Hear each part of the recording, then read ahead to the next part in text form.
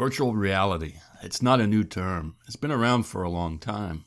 The technology was used to laughable effect in such 1990s movies as Johnny Mnemonic and Michael Crichton's Disclosure. Older gamers will remember when Nintendo debuted the ill-fated Virtua Boy headset.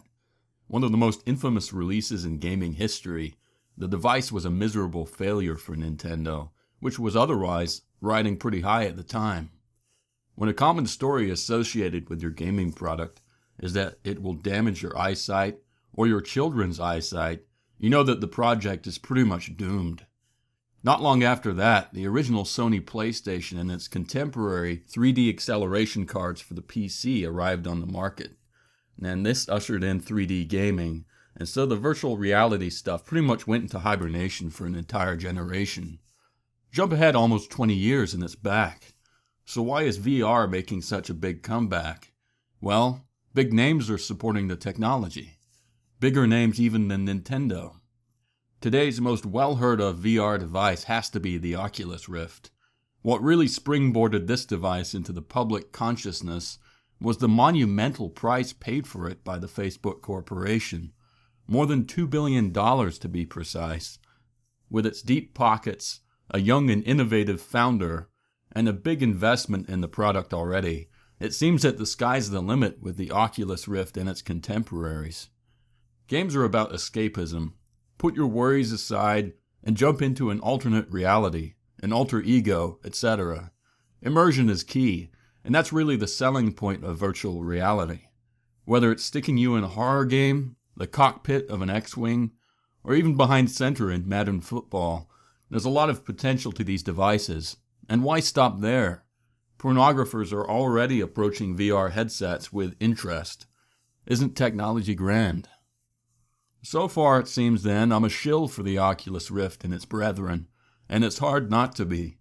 They're highly advanced, well-funded projects in a medium that's finally reached a point of technological maturity to deliver on its promises. It would seem then that this is the end of the video. But there's a problem. Because no matter how flashy the graphics, no matter how smooth the simulation, at the end of the day, you're still wearing a ridiculous-looking mask. Just consider the drawbacks. This isn't a social toy. You're not going to be able to see anyone around you while you're wearing this thing. If you have a drink or food nearby, you'll have to stop everything you're doing and take it off. What if it chafes? What if you're like me and have a huge potato head? Did they make Oculus Rifts to fit your skull size? Will it hurt your neck in extended gaming sessions? I say extended gaming because it seems to me that it's going to be the more devoted gamers who are going to be the ones using this thing. Let's take a look at other big sensations in gaming. Mobile gaming does make sense. It's cheap, it's quick, and it's already on a platform that tons of people are using on a daily basis. No problems there, and that particular sub-industry is booming. Going back a few years now, the Wiimote also makes sense. It's a gimmick, but it's also just another controller with a gyroscopic sensor inside. This adds depth to its control without really extending the package to some obscene level. It doesn't really demand anything more than a regular controller, except perhaps for some arm clearance during use. But can you name any other gaming peripheral that has stood the test of time? The Nintendo Power Glove?